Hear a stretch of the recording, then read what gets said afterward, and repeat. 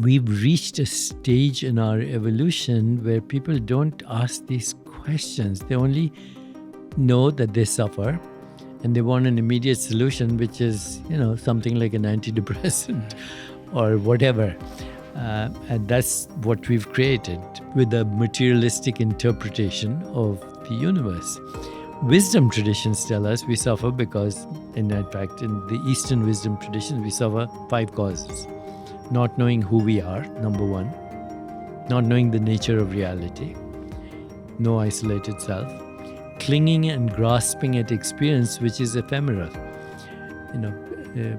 Experience is ephemeral, it's transient, you can't catch it. You can't hold on to this experience. If I asked you what happened to your childhood, you'd say it's a dream. Or if I asked you what happened to last night, it's a dream. What happened to this morning, it's a dream. What happens to these words, by the time you hear them, they don't exist. To recoil from that if it's unpleasant, we confuse ourselves with our ego identity, which is socially induced, and we fear death. Those are the 5 causes of suffering. So wisdom traditions say you have to figure out what is reality. And when you figure out what is reality, and you can't do that at 16 unless you have been groomed, in wisdom traditions, you were groomed for wisdom. And that started what we call self-education, which is what yoga is, by the way. Yoga means union with the self. Misinterpretation of yoga is this is just the physical postures. But the 8 limbs of yoga are all intended to find your true self.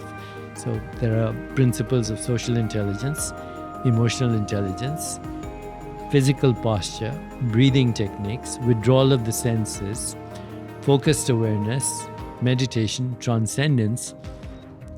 Once you get to these last 3 aspects of yoga, transcendence is the key. You find out who you really are. The self which knows the self, not bamboozled by social constructs. Infinite, you're at one level. I'm everything and nothing. You're everything and nothing, and actually you experience love. Love not as a sentiment, but the ineffable interconnectedness with all that exists. People have those experiences with psychedelics these days. Or you can actually give somebody an experience like that with even VR. Because we are already in a VR. Number 2? Number 2, clinging, grasping that which is ungraspable. Every experience is ungraspable. So the awareness of an experience is not the experience. The awareness of a thought is not a thought.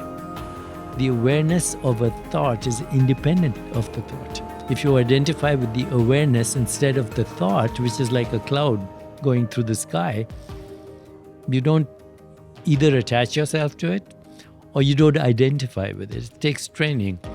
So, and in the Rig Veda, let noble thoughts come to me from every side, because your thoughts are not your production.